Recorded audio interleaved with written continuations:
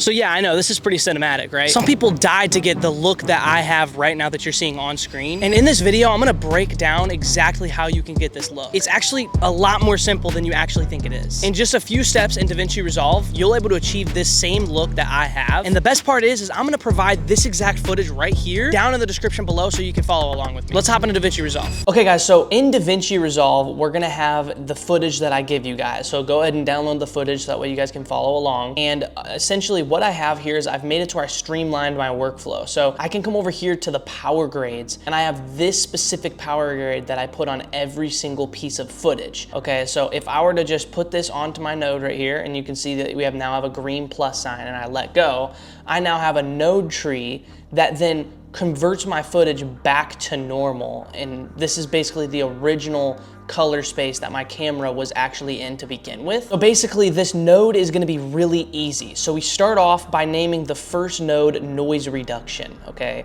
Then we're gonna head over to the exposure node, then go to the balance node, and then this is for look and skin. This is completely optional. Then the color space transform. Now, if you guys are following along with my footage, just literally copy and paste my transform settings right here. But if you're using your camera settings, they may vary and be completely different than mine. But I'm shooting in S-Log, so this is why I used S-Log. Then most importantly, we're gonna have my LUT, and then we have just two other effects that we can add at the end here, okay? So this is gonna be really simple. So I have a few different LUTs that I can use. So I have this one. This makes it look super cinematic already. Now, obviously, if you guys want to go grab my LUTs, they're literally my cheapest pack on my store. And I'm gonna leave a discount code down below where you can get them 50% off, just because I don't really care about my LUTs pack, if I'm being completely honest. But you have all these different LUTs, and I could choose from all these different colors to make it super cinematic. And this one is obviously, they're very overblown, but I really like the way this one fits in my footage because of the way the sun hits my skin. So I'm gonna add this in, and since it's already like pretty dark and stuff, and I wanna add another effect,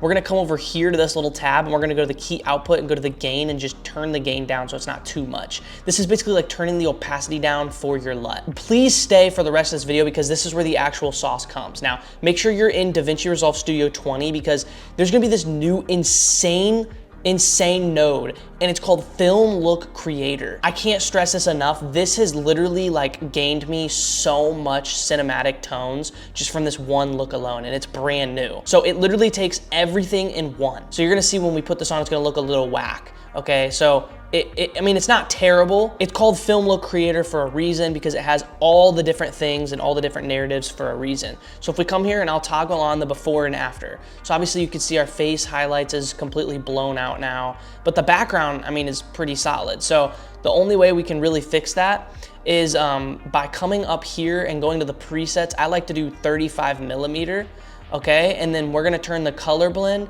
I'm just gonna turn it all the way down because I don't like it. And then this film look blend and turn it all the way down as well, okay? Now this is going to literally take my skin from looking like a ghost and then pulling my skin back to normal. So just make sure you have these two color blend properties completely off because it ruins everything, okay? So now we have a couple settings down here. We have vignette, hue, and we have bloom, and we have grain, okay? So this is really important. These are all the settings we need to really worry about here, okay? So we can come over here and see the amount of vignetting that we want.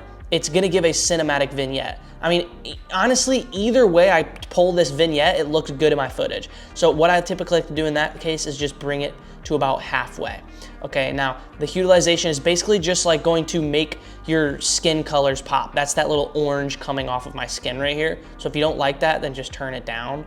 I mean, I'm not a super big fan, but most people really like the way it looks because it gives that, once again, filmic look. And that's what you guys are here. You don't even need my LUT. Honestly, if we turn this off and we come to the colors and we messed around with these colors, you can get cinematic colors just from this. You can come down here and change up the vibe. Like, look, this Alaska is already giving me some yellow tones right here.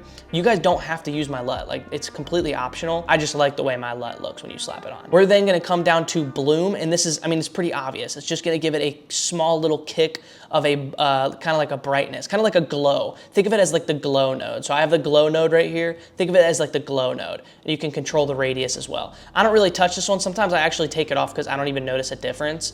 And then this is the most important part. This is the grain. This is what gives it that film look. So if we zoom in on here, you guys can clearly tell that there is some cinematic grain going on. But sometimes it can be too much. So you can come here and turn it down just like that. Just like that. And then you can also turn up the size, but I like to keep the size the same and sometimes the amount the same. Sometimes if you don't tell that there's any grain going on, you can completely just turn up the grain. Now here's an example of some other footage that I have. I do not have a LUT on, as you can see when I turn this on and off, but if we come here and add in film look creator, so we search for the node film look creator, we add this on, this is a perfect example of you can use the color blends they give you because sometimes they're that cinematic. So right here, I have it on cinematic. All I'd have to do in this case scenario is come to the grain and just crank that sucker up just like this. Okay, now this is gonna be great for like pictures too. Like this isn't just video. Now it does give realistic grain, so it will move around.